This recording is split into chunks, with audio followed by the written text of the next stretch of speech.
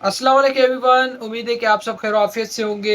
अच्छा सर, आज हम जो है वो एक और फर्स्ट ईयर अकाउंटिंग का पास्ट पेपर करने जा रहे हैं। पिछली क्लास में हमने सर 2025 का क्वेश्चन किया था। ठीक है सर, आपको ऊपर नज़र आ रहा है। जो न्यू स्टूडेंट्स हैं उनके लिए थोड़ी सी इंट्रोडक्शन है भाई, कि हमने जो है वही अल्हम्दुलिल्लाह सीरीज शुरू की है 2025-24 से। इस तरीके से 2015 तक हम जाएंगे। सबसे पहले हम जो है वो सारे दो चैप्टर नंबर जो आपकी बुक का 1 और 2 है, पहले उसके सारे जितने भी पास्ट पेपर आए पूरे 10 25 से लेके 2015 तक 10 साल में, वो सारे सॉल्व करेंगे। ठीक है सर, फिर उसके बाद चैप्टर नंबर 3, फिर चैप्टर नंबर 4, चैप्टर नंबर 5 6 7 8 9 10 11। ठीक है, इस तरीके से हम आगे जो है वो चलते जाएंगे। ठीक है सर, तो जो न्यू है उनको मैं बता दूं कि भाई 2025 का पेपर हमने ऑलरेडी कर चुके हैं, तो वो देखें, उसको समझें। फिर 2024 पे आए, फिर 23 पे। इस तरीके से आप भी साथ ब साथ चलते रहें और समझ में आए लेक्चर्स, तो चैनल को भी ज़रूर सब्सक्राइब कीजिएगा। और दूसरी बात यह कि अपने दोस्तों यारों के साथ भी ज़रूर शेयर कीजिएगा। रील्स तो उनको भेजते हैं, गंदी चीज़ें तो भाई वैसे ही हम शेयर कर रहे होते हैं ना, आपको पता है। मेरा खुद भाई अपना इंस्टाग्राम पे जो है वो हमारा है ग्रुप बना हुआ है, उसमें 3 4 दोस्त हैं हमारे ऐड है। तो वहाँ पे सारी रील्स शीट्स वगैरह, और वो भी देखो, वो चीज़ भी ज़रूरी होती है भाई आपकी लाइफ में। ठीक है, सिर्फ ये नहीं कि भाई आप बस हर वक्त जो है वो सीरियस सी चीज़ें को ले रहे हो, सीरियस बैठ, थोड़ी बहुत मस्ती भी चलती है। ठीक है, लेकिन काम की टाइम काम। ठीक है सर, तो जब गंदी चीज़ें भेज भेज सकते हैं आप उनको, तो उनको अच्छी चीज़ भेज के आज हैरान भी कर दें कि भाई मैं अच्छी चीज़ भी भेज सकता हूँ आपको। ठीक है सर, तो उनको ज़रूर उनके साथ भी शेयर कीजिएगा। अच्छा सर, 2024 का क्वेश्चन देखें तो सर ये आपका 10 मार्क्स का क्वेश्चन आता है। ठीक है सर, मोस्टली इसमें दो पार्ट्स होते हैं। सबसे पहले कहता है describe rules of debit and credit in the term of increase and decrease for. अब कहता है ये जो, अच्छा वैसे वो नॉर्मली कहता है मुझे rules of debit and credit बता दो। ठीक है सर, तो rules of debit and credit बताने के लिए पता है हमने एक ट्रिक भी देखी थी, और स्टूडेंट जो है ना सियाने हो गए थे। उन्होंने क्या किया था, जिन्होंने मुझसे पढ़ा हुआ था उनको पता था कि भाई एसेट जब इंक्रीज होता है ना, जब इंक्रीज, तो ये हो जाता है डेबिट, और जब वो डिक्रीज होता है ना तो ये हो जाता है क्रेडिट। ठीक है सर, इसी तरीके से एक्सपेंस का भी सीन था भाई, कि एक्सपेंस जब जो है ना जब इंक्रीज होता है, ठीक है सर, तो ये हो जाता है डेबिट, और जब डिक्रीज होता है तो ये हो जाता है क्रेडिट। ठीक है सर, हमने ये दो चीज़ें बस रटी हुई थी। ठीक है सर, बाकी सारी चीज़ें हमने कहा कि भाई सेम सेम होता है। तो सर बाकी चीज़ें हमारे पास क्या बच गई, लाइबिलिटी बच गई, इनकम बच गई, और हमारे पास कैपिटल बच गया। ठीक है सर, ये चीज़ें थी हमारे पास। तो सर यहाँ पे हमने ये देखा था कि लाइबिलिटी जब इंक्रीज होती है तो ये क्रेडिट हो जाती है, और जब डिक्रीज होती है तो ये डेबिट हो जाती है। ठीक है सर, डी से डेबिट, डी से डिक्रीज। ठीक है सर, तो इसी तरीके से सर इसका भी रूल था, इसी तरीके से इसका भी सेम सीन था भाई। ठीक है सर, इस तरीके से। ठीक है सर, ये सीन था भाई। अब एग्जामिनर ने कहा यार ये तो उन्होंने तो मतलब शॉर्टकट निकाल लिए बच्चों ने, बच्चों को तो बहुत आसानी हो गई, लेकिन उसको मज़ा नहीं आ रहा था ना, क्योंकि वो जब तक आपको तंग नहीं करेगा, जब तक आपको तकलीफ में नहीं देखेगा, जब तक आपको रोता हुआ नहीं देखेगा, एग्जामिनर को तो मज़ा आना ही है। ठीक है सर, तो उन्होंने कहा कि नहीं भाई चलो अब थोड़ा सा इनको ना, थोड़ा सा घुमाते हैं, देखते हैं, जो समझदार होंगे वो कर लेंगे। Sorry sir. अच्छा सर, इस बार उसने क्या किया, उसने पूछा नहीं, उसने चीज़ें दे दी, और आपको कहा कि चलो अब मुझे जो है ना इसमें से बताओ कि कौन सी चीज़ इंक्रीज होती है कि डेबिट होगी, कौन सी चीज़ डिक्रीज होगी तो क्रेडिट होगी। ठीक है सर, अब सर यहाँ पे मसला ये आ गया, यहाँ पे चीज़ों को पहचानना है। ठीक है सर, वहाँ पे तो हमें पता था कि एसेट डेबिट होता है और एक्सपेंस डेबिट होता है, लेकिन ऊपर उसने चीज़ें दे दी। तो अब सर हमें सबसे पहले ये पहचानना होगा कि वो एसेट है, इनकम है, एक्सपेंस है, लाइबिलिटी है, कैपिटल है, क्या है। फिर उसके बाद हम उसमें देखेंगे ना कि वो इंक्रीज हो रहा है या डिक्रीज हो रहा है, तो वो डेबिट होगा या क्रेडिट होगा। तो सबसे पहले सर हम अभी भी यहाँ पे भी अपना एक तरीका अप्लाई करेंगे। सबसे पहले हम एसेट्स देखेंगे, सबसे पहले हम एसेट्स देखेंगे। ठीक है सर। अच्छा सर, ये देखें। अच्छा सर, यहाँ पे सॉरी उसने खुद भी जो है ना चीज़ें दे दी है। ठीक है, मतलब उसने बता दिया है कि एसिड, तो सर एसिड का तो हमें पता है कि भाई जब इंक्रीज होता है तो डेबिट, और जब डिक्रीज होता है तो क्रेडिट हो जाता है। लाइबिलिटी सर इंक्रीज होती है तो क्रेडिट, डिक्रीज होती है तो डेबिट। एक्सपेंस इंक्रीज होते हैं तो डेबिट, डिक्रीज होते हैं तो क्रेडिट। ठीक है सर, फिर रेवेन्यू रेवेन्यू इंक्रीज होता है तो क्रेडिट, डिक्रीज होते हैं तो debit. Honour equity sir increase होते हैं तो क्रेडिट, डिक्रीज होती है तो डेबिट, जो कि मैंने यहाँ पे सारी चीज़ों के नीचे रूल्स लिख दिए। ठीक है सर, तो ये चीज़ थी भाई, आसान थी, लेकिन एग्जामिनर ये भी कर सकता है, मेरे ख्याल से एक पास्ट पेपर में क्वेश्चन भी आया हुआ है, कि वो आपको दे देगा कैश, फिर दे देगा सैलरी, एक्सपेंस, ठीक है सर, फिर दे देगा कमीशन, इनकम। ठीक है, इस तरीके से चीज़ें, और बोलेगा मुझे अब इनके rules of debit and credit बताओ। तो सर कैश क्या है, कैश एक एसिड है, और एसिड कहाँ पे रिकॉर्ड होता है, एसिड सर जब भी इंक्रीज होता है तो डेबिट, और सर जब डिक्रीज होता है तो ये क्रेडिट साइड पे रिकॉर्ड होता है। ठीक है सर, ये हमने उस पर इसी तरीके से सर हमने कहा एक्सपेंस। ठीक है सर, सैलरी एक्सपेंस क्या है, एक एक्सपेंस है। सबसे पहले हमने पहचाना कौन सा हेड है, फिर हमने कहा कि सर ये जब इंक्रीज होता है तो डेबिट, और सर ये जब डिक्रीज होता है तो क्रेडिट साइड पे रिकॉर्ड होता है। फिर हमने कहा इनकम।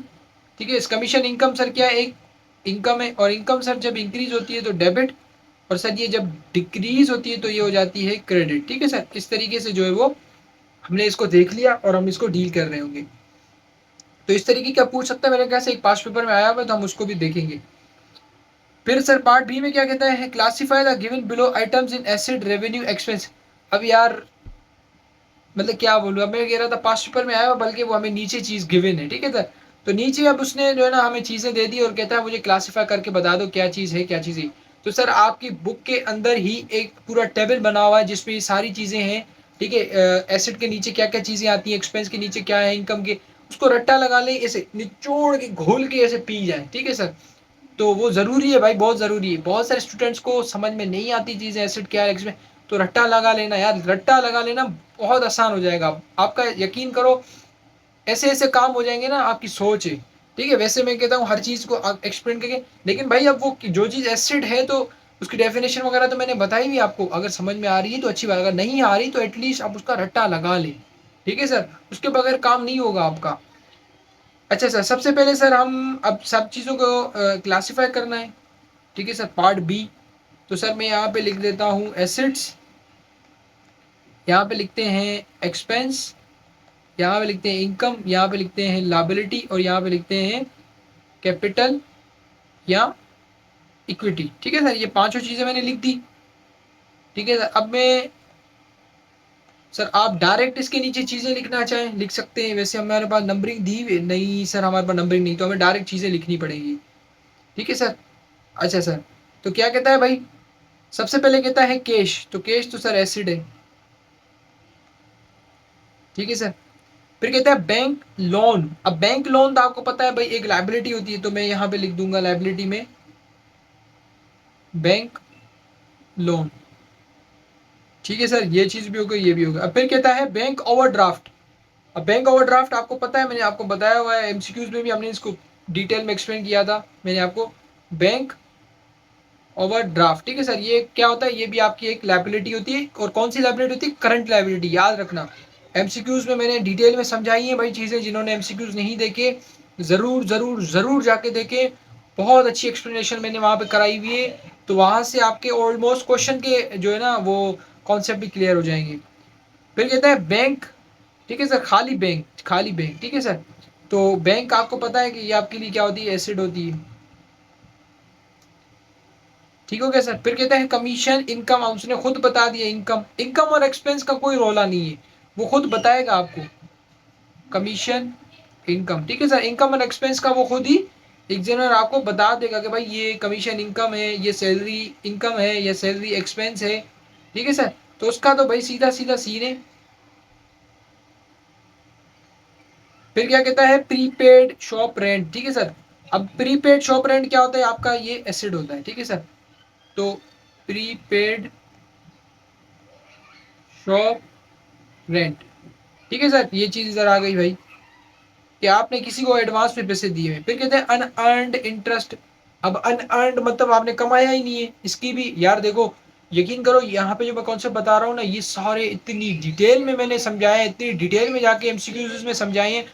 तो एमसीक्यूज जितने मैंने साल के शेयर किए ना, सबसे पहले वो जाके देखना, फिर यहाँ पे आना, आपको चीज़ें और अच्छे समझ में आएगी।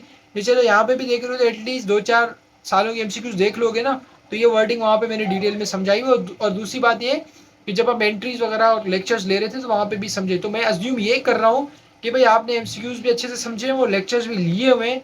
जब भी मैं यहाँ पे चीज़ों को एक्सप्लेन करूँ, जब भी आप पास्ट पेपर्स करोगे ना, जब चीज़ें क्लियर होंगी, ऐसे थोड़ी है कि आपने लेक्चर्स लिए ही नहीं, डायरेक्ट पास्ट पेपर्स करने बैठ गए।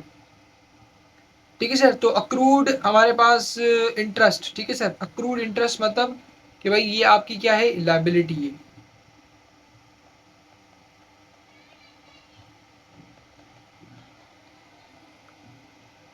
ठीक हो गया सर। फिर सर और आगे आते हैं भाई, अक्रूड इंटरेस्ट भी है। फिर कहते हैं इक्विपमेंट्स। अब इक्विपमेंट्स आपको पता है एसेट्स होते हैं आपके,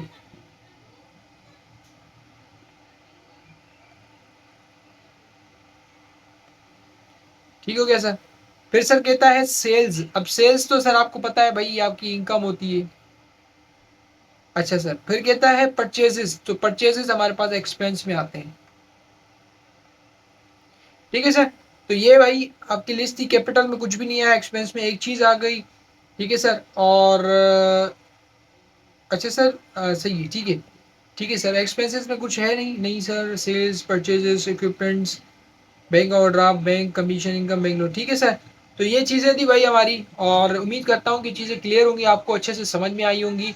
स्टिल मैं बोलूँगा कि अगर समझ में आई ये चीज़ें अपने दोस्तों यारों के साथ भी शेयर कर लेना, ताकि उनकी भी हेल्प हो जाए भाई, ठीक है। सिर्फ हेल्प की नीयत से कर लेना कि भाई चलो यार, वो कहते हैं ना कि खैर, वो बस ये है कि भाई अगर खुद पास हो रहे हो तो एटलीस्ट अपने दोस्त को भी पास करा दो, ठीक है सर। तो ये चीज़ है भाई। मिलते हैं सर फिर अगले लेक्चर में, तब तक के लिए अल्लाह हाफिज़, दुआ में यार।